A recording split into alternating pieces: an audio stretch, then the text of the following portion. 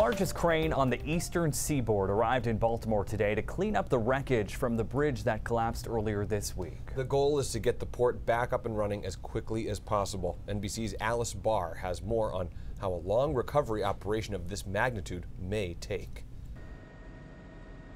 A monumental task in Baltimore, calling for a mammoth-sized crane, now in place to start lifting the collapsed Key Bridge piece by piece. This work is very unforgiving, and the planning has to be done in extreme detail, and that's the work that's going on today. NBC's Tom Costello traveling with the Army Corps of Engineers for a closer look at the wreckage that crews, including dive teams underwater, will begin cutting up to remove, navigating razor-sharp edges and dark waters to completely clear the channel into the port of Baltimore and hopefully recover the bodies of 4 still missing construction workers seen on dashcam video working on the bridge just hours before the cargo ship collision that sent the bridge crashing down. Right here, right now, and always. Today, an event honoring the 6 lives lost while calling for protections for immigrants doing essential work as the Baltimore community binds together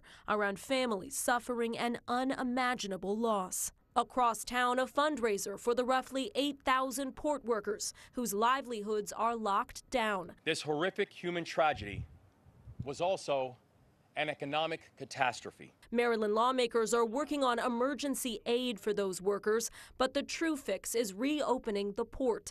And while there's no official timeline, outside engineers say it could take at least a month to clear all the debris.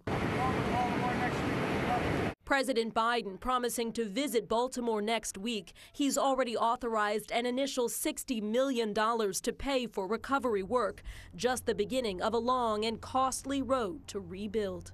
In Washington, Alice Barr, NBC News.